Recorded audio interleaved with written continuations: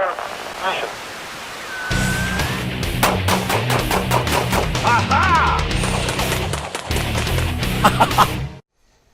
Hi, this is Joel Persinger. I'm the Gun Guy. Thank you very much for all of your support on GunGuyTV. I really do appreciate it.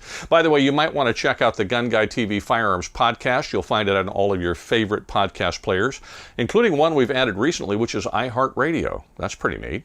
You can also find all of our videos on these locations. We're no longer just on YouTube. That way, if something happens to us on YouTube, you can find us in these other places. YouTube? You just never know. Listen, all the years I've been shooting, I've been really fond of reactive targets. There's nothing better than shooting something and having it do something. Blow up, make a gong, wiggle, fall apart, something. Which is why when I was a kid, we shot at aluminum cans. Back then they were tin cans, but we shot at cans and bottles and things like that because they fell over or they made a noise and so on. Now people shoot at steel and they shoot at tannerite and all kinds of things. One of the cheapest, easiest things you can shoot at that will respond are clay targets. In fact, you can buy this entire box. I just did today, as a matter of fact, of clay targets. I picked it up for about 10 bucks. I think it was $9 and change, and with tax and everything, it was like $10.23 for 90 targets. So you get 90 of these things. Well, I've seen people go to the range and set them out on the berm and like that, and the rangers don't like it when you shoot at the berm because you're tearing up the berm. I get it.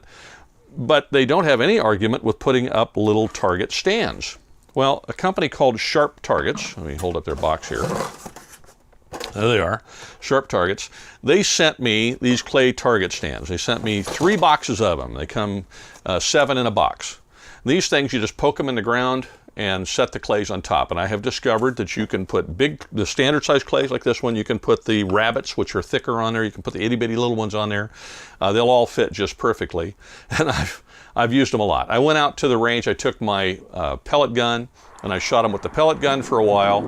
I had a great time doing that, by the way. And even out to, sometimes what was fun is I'd shoot it with the pellet gun, and the pellet would go right through it, and I'd see the hole, and then I'd have to shoot it again to get it to break. Now, that's not the case with centerfire ammunition. I took it out to shoot it at the Rainbow Range with my 9mm, my wife's 9mm PC carbine.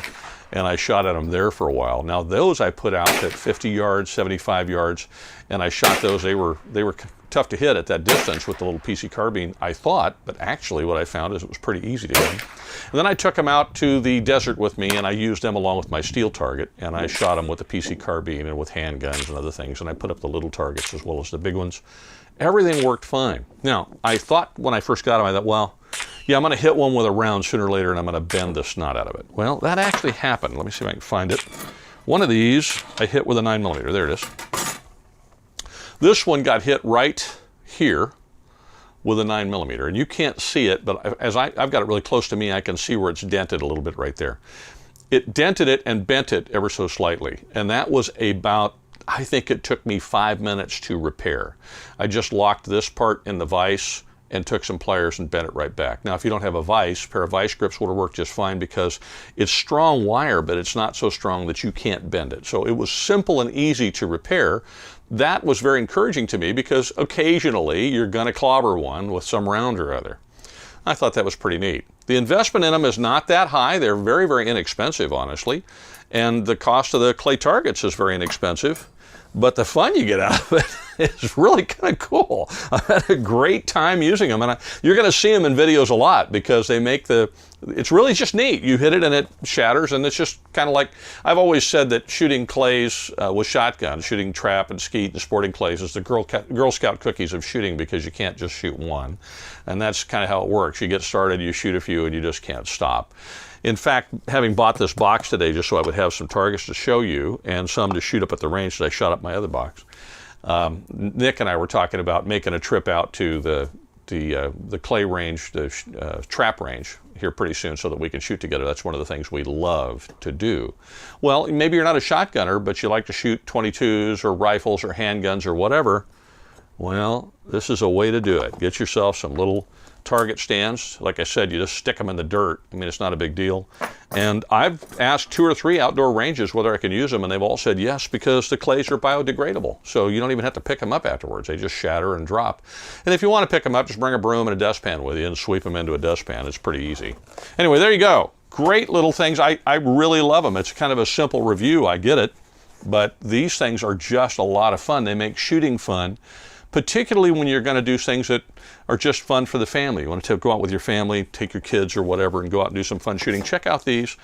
The Sharp Targets clay target stands are super easy, very inexpensive, and very, very durable. Like I said, I actually hit one with a 9mm round out of that PC carbine and was able to bend it right back into shape again to where it almost doesn't look. I mean, you can't. This is the one in this hand. This is the one that I had to straighten, and there's the other one. Hard to tell the difference, and it took me about, like I said, 5 minutes or something to fix it. And then they all stack together like that, and you know, stick them back in a box. That's all I do with them. Very cool. Link is in the description. If you're on YouTube, I won't put the link in the description because they're really weird about product links. I'll put that in the comments and I'll pin it to the top, and you can check it out there. Great little product. I highly recommend it. Very, very cool. The Sharp Targets target stands for clay targets. And by the way, I got these clay targets. I picked them up at Turner's Outdoorsman today for $9 and change, plus tax for 90 of them. So dirt cheap, lots of fun, and a lot easier to transport than steel. Steel gets kind of heavy and it's difficult to cart around, although I do it anyway. Have a great week. Thank you very much for all of your support, and whatever you do, wherever you go, please be safe.